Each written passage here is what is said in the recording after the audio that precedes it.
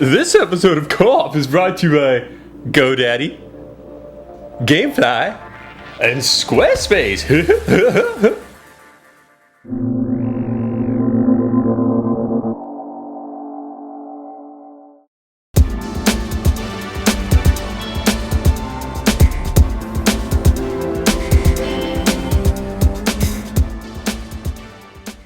Hey, what's up? This is Cesar from Area 5. Let's check out my pad.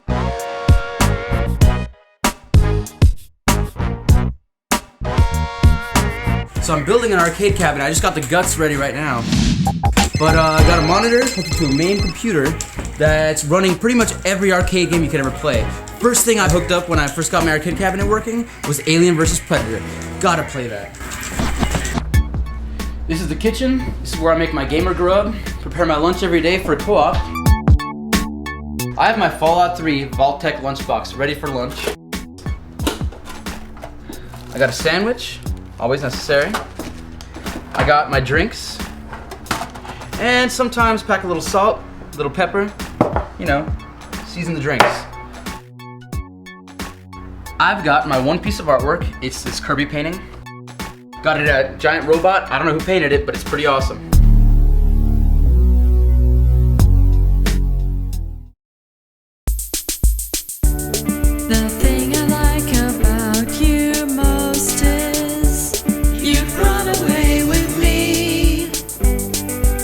So pack your bags and your shotgun too.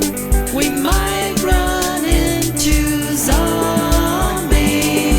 We're always down for that co-op multiplayer action. We're always down. We're so down. We're so down. We're so down for co-op. We're so down for that co-op action.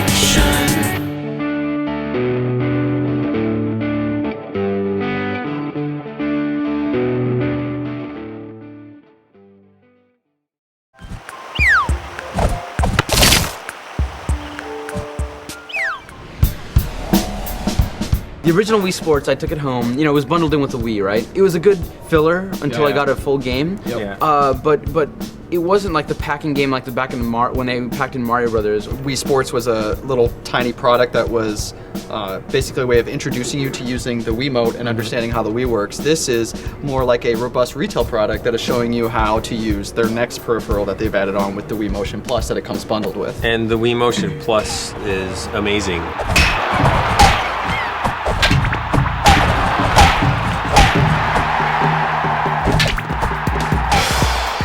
The old Wii motion controls, they really lacked a lot to me, and I'm not getting a Wii. I don't need it. I don't care what game is using these controls. I don't really need it. And then, but the Motion Plus totally works. Like when we were doing the sword fighting, I'm holding it there, and like if you take it and if you hold it like this, it's in 3D space, and you're blocking the sword like that. And it totally depended on where you were holding the sword, and that carried across all of the games. Like the exact motion that you did with that controller and the exact way that you twisted it and held it in 3D space was reflected on screen. Once you select one of the events, within that event, there's 3 sub-events or 2 sub-events within it that allow you to sort of expand on the mechanic.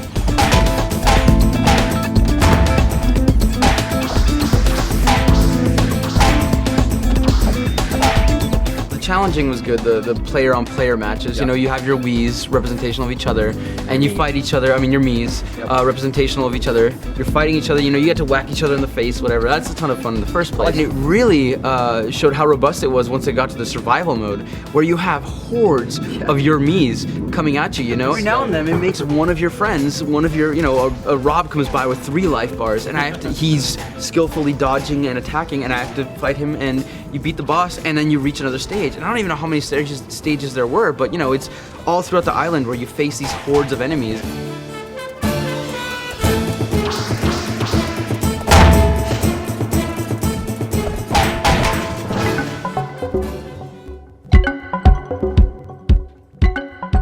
When we were playing ping pong, and I asked whether spin affected it. Jay stopped for a second and just took his paddle and kind of waved it around, and it blew me away by how accurate it was. Yeah, I loved ping pong in real life. It's a game I love to play, and I loved table tennis on Xbox 360. I thought that captured a lot of the realism and sort of the physics of ping pong. But this kind of took it to the next step. And I mean, the first thing I did when I played it and when I was up to serve is I tried to serve it exactly how I would serve it in real life by kind of slashing it down at an angle just slightly to put a little bit of backspin on the ball to slow it up. And sure enough, I did it, and it did exactly what I wanted it to do. And in all the volleys, every sort of way that I turned the paddle and tried to add all sorts of little spin to it, it reacted exactly how it was supposed to. It was great.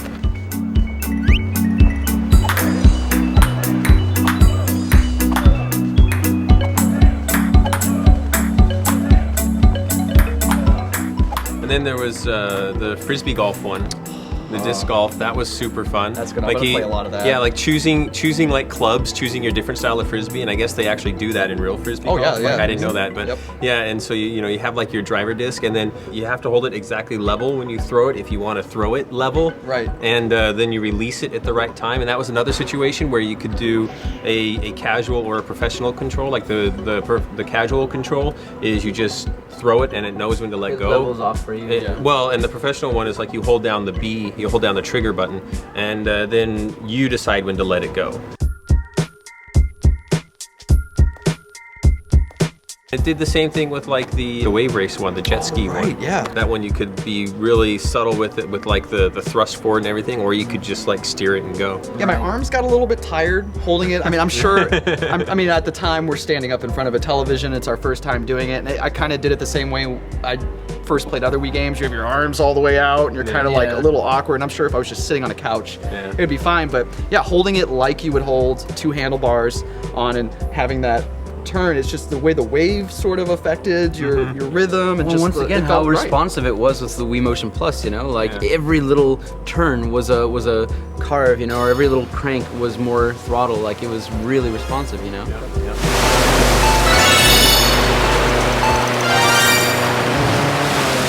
Doing the 3-point shootout, you killed at it because you used to play basketball. And it was because he had like the form from when he used to play basketball.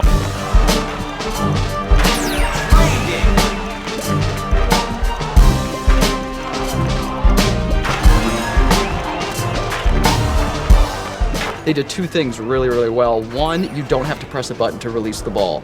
I love that. You just bring your hand down just like you would to go to grab a ball and just press the B button once to grab it. And then once you do that, you just bring it up, and flicking your wrist is what releases the ball. And what I tried doing a few times was not bringing my arm up all the way and releasing it sooner to do a more like level, a frozen rope sort of shot, or, popping it up and doing more of a rainbow. It did everything exactly how I wanted to. And then once you sort of get into that rhythm, grab the ball, shoot, it's just like you said, they just start dropping one after another. It felt great.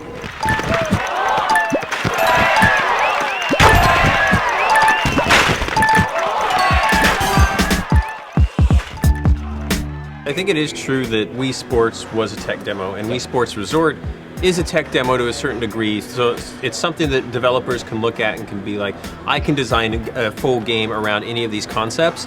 But now I'm looking at Wii Sports Resort and I'm thinking, I really would love a full game around any of these concepts because they can clearly be executed on so well. My only complaint is they bundle in, and this isn't as much of a complaint as much as like a darn it, this is actually good, I'm gonna want to buy it kind of thing, is that it comes bundled with one Wii Motion Plus, right?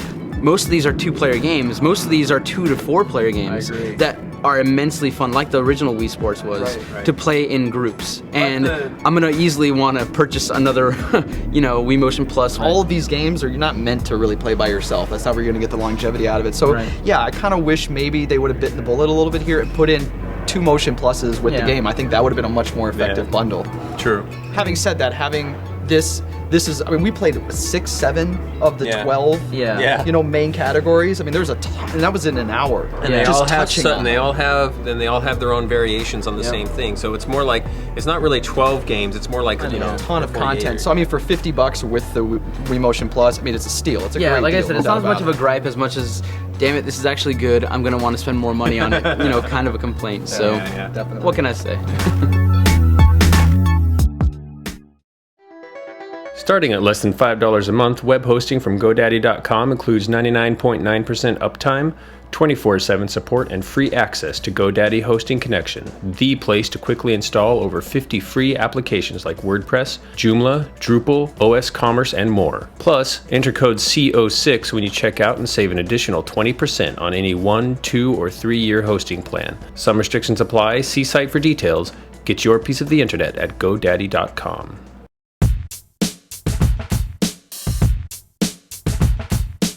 Moving on to the living room, I got my Volvera poster. My house comes with the standard Ryan on the couch. This is my JR bank. This is the Yamanote line from Tokyo. It plays a different sound every time you put a coin in. Check it out.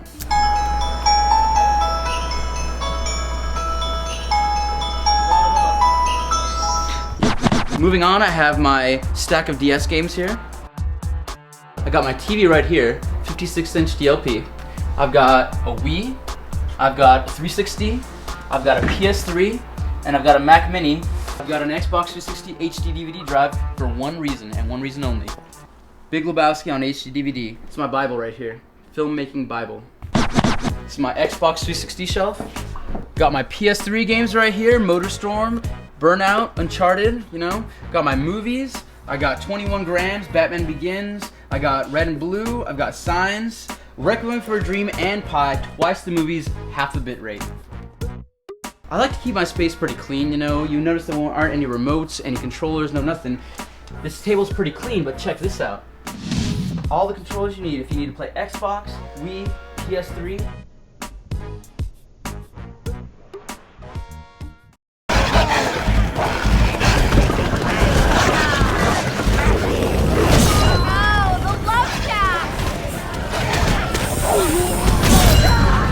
I heard from Rob that Overlord 1 was really awesome, so when Overlord 2 came out, it seemed right up my alley. You control all these minions, and I started. You get to be evil. You get to be evil. You get to club baby seals. You get to rape women and children. Well, not that far. You get to ransack towns, beat down furry creatures. It was everything I wanted in a game. And I started playing, and I was a little disappointed at first. I got kind of bored in the first, 3-4 hours, and I was like, oh, this is kind of repetitive, Just kind of sit back, send a bunch of minions to do your stuff, repeat, And eventually, once I got a little farther, it became much more like a third-person RTS, where depending on the situation, you surveyed it and then, set a waypoint for certain guys, and then sent another group of guys in, took out the leader, then sent in your fire guys, and it was a lot of fun mixing it up. But you didn't like it that much. No. I'm curious to hear more about that. I'm wondering, when you say that, I'm wondering what I'm missing, because I didn't find these RTS elements to really be there that much. I mean, I would set the flag for my reds so that they would stay back and shoot, and that's all I ever really did. Because except for when you first get the greens in that one stage where you're sneaking up behind guys, attacking from behind, from that point on they were useless. There was no level design wherein I could sweep my greens behind guys to attack them. You gotta set the traps. Never happened. I guess I would bait them with me. I'd set my greens up beforehand and my reds behind them and my blues even farther behind them. And then I would run in there and then slowly move backwards to where they'd follow me into the greens, and then I'd run in with the browns. I did a lot. Yeah, I did a lot of holding guys, different groups of guys in different positions, and then running around and baiting them with your main guy. Okay, so you set up your greens behind, you lure them forward. Mm-hmm. How do you get your greens to attack the guys from behind then? You just call them toward you? Yeah, I guess you have to, with the greens, it's just setting up one of those flag waypoints. Mm-hmm. And then once the guys get close enough, they should attack on their own and spring out and do it. But I don't know, I guess it depends how much strategy you wanted, depending on how much you care about keeping them alive too. Because if you don't care at all, you could easily just pull nothing but 30 brown guys out and just send them in over and over again to their death. But as far as that, for me, I had an elite crew of guys that I kept the whole game, and every time they'd die, I'd go back and bring them back to life. Yeah, I was doing that too, and by the end of the game I had a bunch of level 10 guys that all had the best gear hooked up to them and everything. See, that's the thing. That was the funnest part. I was so invested in the guys that were higher level. I wanted to keep them alive because I invested so much time into them. So I would bait guys in order to, have the strong melee guys rush in, and my elite fire guys would be set up to throw super far. It was really cool. Well, I feel sometimes the game was set up so that you are supposed to just be throwing your minions at them like they're water, instead of getting attached to your guys, because the checkpoints when you're on certain missions, they're non-existent. You'll go into a really long sequence of events I'll do something wrong, I'll lose a bunch of guys, and I'll be, well, crap, I don't have enough life force to bring all of these guys back. I'm just going to let myself die. But then you start all the way back at the beginning of the mission. I mean, there were times you'd have to go out of your way to like go to the hunting grounds, starting area, and harvest a bunch of life force. But I did actually find an area where it's in the area where you get the greens and you can spawn, you open the gate for these gnomes to come out, and the gnomes just keep spawning. It's like a life force pool. And like, that's one thing I did notice about this game is that if you wanted to go somewhere and spend a little bit of time farming stuff, you could always get all the resources that you needed. Right. So there was the gnomes area. If you go to any of the towns that you control, there's always a bunch of chests out there that you can gather gold from. Or if I went the domination route, That's what I did as well. I dominated everybody, so they're out like mining gold and building weapons and stuff for me. So there's always stuff to find when I needed it. Right. Yeah, I mean, I kept my guys as absolutely well equipped as they could, and had a few minions that were like my favorite. Like, I know it's really specific, but right before the end of the game, when you take over this one fort, there's like a battle standard on top of the fort, and if you break it down, the guy wears the battle standard on his head. Oh, that's awesome. And it was like the greatest thing, because that dude, whenever he was mounted, it was like we were riding to war, and I had this little guy with the battle standard representing the unit.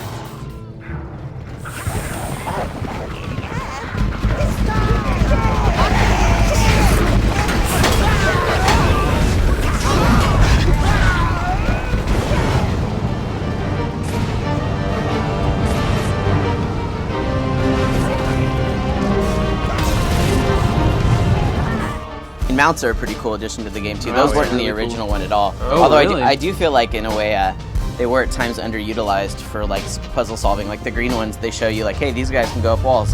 But then that one time that it happens, and then beyond that, it's like, well, I mean, for me, the only people I ever kept on mounts because it seemed worth it was like the brown guys. The brown guys, yeah. Beyond that, the red ones and all that were fun for the level where they came out, because they created situations where you had to use them. Right. But you don't want to send them in anyway, so why are you going to have them on mounts? Like, it's kind of a waste. Although I have to say, reds were like the ones in that game that I used as my throwaway unit, because I always had an abundance of red life force. So anytime I needed, like, I'd just be like 35 reds. See what you can do. Yeah, I mean, as much as I did like to keep them, like, they are called minions. You know, you are supposed to just like burn through them. I mean, I finished like whole campaigns with like hundreds more in my queue, just because I was like, you know, I tried to keep them alive. Yeah. But I could totally see, you know, just burning through them for fun. Yeah. Well, and plus you want that extra life force because you're sacrificing it so that you can make equipment. Yep. Right. And I thought that was kind of cool that you go and you find the different equipment, and then you sacrifice life force based off the guys. But there's kind of this obfuscated level between you and your minions that you don't really have fine-tooth control over. So like if you're not paying close enough attention, you end up sacrificing minions that you really liked and you wanted to keep. And there's no way to stop it from doing that other than to be aware that like, oh, I need 50 life force. I only have 60 minions total. That means it's gonna destroy 10 of the minions that I really want.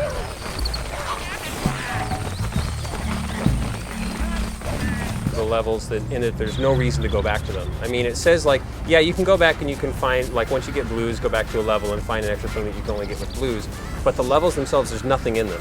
It's like the most boring thing in the world to run through these empty levels, because you run really slow too. And the levels are very, very linear. It's not like you can take a shortcut here or a shortcut there. They're very rare. The thing that annoyed me above all about this game was the Nether Wart. Having to run and wait for this platform to come in so that I can go to my minions, so that I can go down to resurrect guys. Then I can only resurrect them one at a time. If I don't want to resurrect the level 1 ones, I have to click through all of the ones that have died till I get to the other ones. Especially on the PC version, I am really tired of having a console game come to the PC and have the menus completely consoleized. Yeah. It's like there's no reason at all that I need to be clicking left and right a million times on a PC when you can lay things out for me to click on. Right. PC had some frustrating issues, not the least of which is the fact that you pressed both the left and the right mouse button together to sweep your minions around, but it would get stuck. Well, then you can't stop them. Like with a stick, you can like move them, stop them, move them, stop them. Yeah. Whereas when you're holding both buttons, they're always moving no matter what. So if you want them to stay in one area, you kind of have to sit there and circle them. Like the PC one is okay if you're willing to plug in a 360 controller. Maybe I would have had a better experience had I played it on console, because I wouldn't have those kinds of expectations. And I feel like maybe you'd also, in general, like I have a different colored experience because I played the first one, and so for me, there's all these little things that they've done to improve it. Like the first one didn't have a mini map, just like little things that like that you're like, oh, it really pissed you off, and you see like, okay, well, they did all those little things. Yeah, because the minimap is really useful. From having played the first game where your tower was really boring, and it didn't have all like the cool little things like when you walk by the jester, all of a sudden he like tells That's that guy to awesome. cue up a song. Yeah. His carnage is impressive. Of that there is no doubt. The rock did fly right through the air. One strike, and they were out. Or like you run down the hall and all like your like Imperial Guard guys like stand up and that's salute really you. awesome. Like there's just little fine touches like that weren't in the first game at all. All the little touches that add the flavor to the game, I really enjoyed and appreciated. Like even though the townspeople repeated the same stuff over and over again, it was funny. I like the little sounds my minions make while they're running around. I like the fact that if a wolf dies, they'll pick up the wolf pelt and put it on his head. I definitely need you guys to include in this chat. You'd have to include the video from the very beginning of when you're playing as a little kid. Yeah. And you first beat up those other kids and take their uniform. It's like a moment straight out of Gremlins where all the little minions start singing like a minion version of a Christmas Carol. Yeah. That's like the best thing ever. Give that back! I don't think they're going to be bothering you anymore.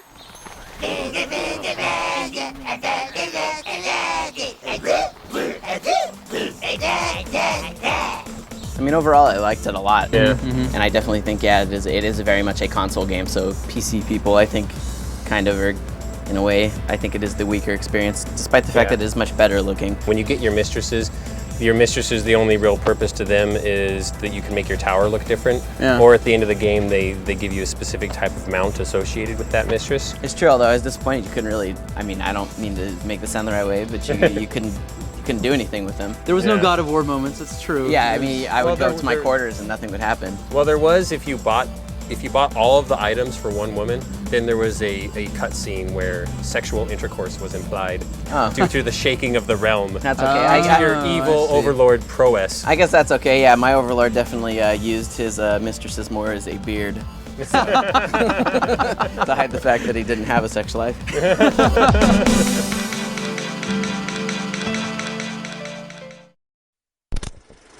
What's wrong, Billy? No money for new games? Well, try GameFly. GameFly is the largest online video game rental service and offers you a choice from over 6,000 new and classic titles across all consoles and handhelds. With plans starting at $15.95 a month, GameFly members can rent 1 to 4 games at a time and keep them for as long as they like. There are no late fees, no due dates, and shipping is always free. Once you're done playing a game, send it back and GameFly will send you the next available game on your list. If you really like the game you're playing, simply click Keep It on the GameFly website and the game is yours, at a discounted price. GameFly will even mail you the case and manuals free of charge. Co-op fans will get a 2-week free trial when they go to gamefly.com/co-op. Some restrictions apply, see site for details.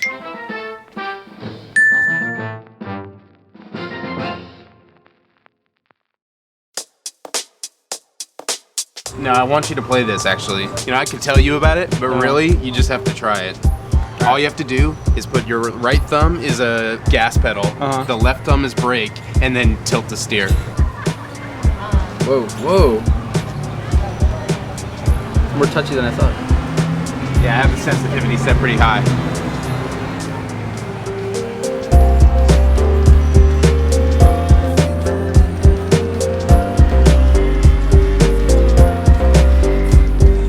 This game, Real Racing, is incredible to me. I've played a few racing games on the system, kart racers specifically, that have motion controls, and they tend to work okay. But this game, it really works, and it's fun, like, instantly. Since I've got the game, I've just handed my phone to at least 5 different people and said, play. Yeah.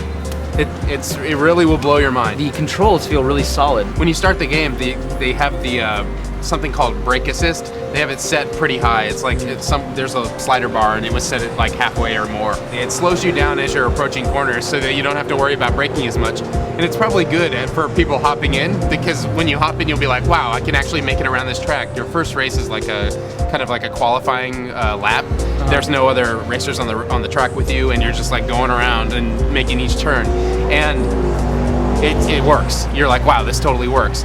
But very shortly after that, I was like, man, I can't win any of the races. Why can't I win any of the races? And a tooltip came up and said, if you want to go faster and get faster laps, turn down the brake assist. And I was like, oh, it basically artificially slows you down. If it really does affect my speed, I got to turn it all the way off and see what it's like. Right. As long as you're the type of person who's played a racing game before, and you know, like, hey, if I'm approaching a corner, I just have to brake before I get there, you'll do fine with the brake assist turned off.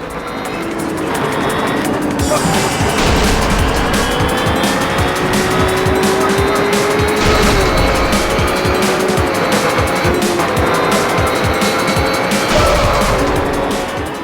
aesthetic is very much like a sim racer, but without any sort of licenses. You know, they're all fake ads around everywhere. But it plays more like an arcade racer. I mean, it doesn't quite have the power sliding mechanics of something like a Ridge Racer, but it plays arcadey. Once you get into some of the harder races and faster classes, the AI, even off the bat really, is just completely brutal. The main strategy in the game is to like get in the front and stay there, because if you make a mistake, all of a sudden the AI is going to be bashing up against you and pushing you off the track, which, you know, isn't the most realistic thing ever for a racing game, but it's fun. It makes it exciting.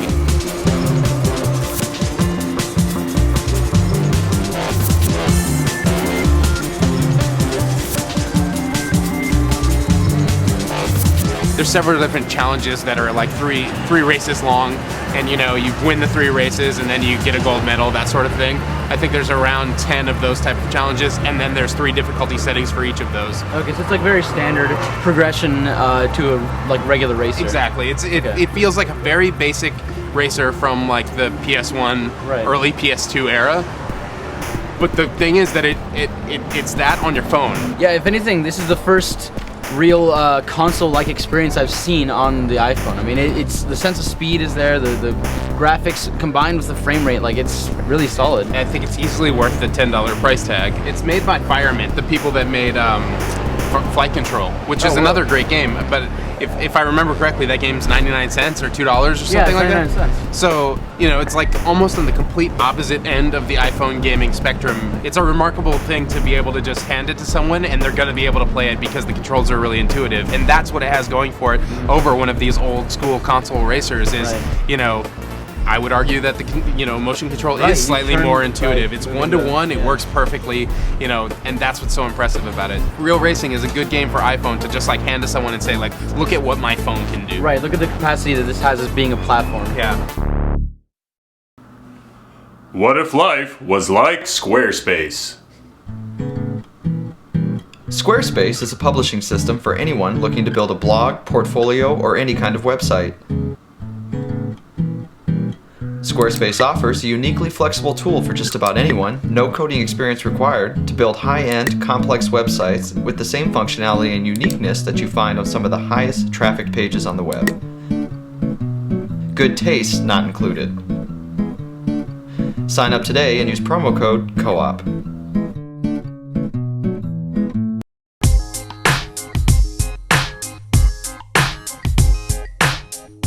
I'm gonna take you to the bedroom. That's where the magic happens.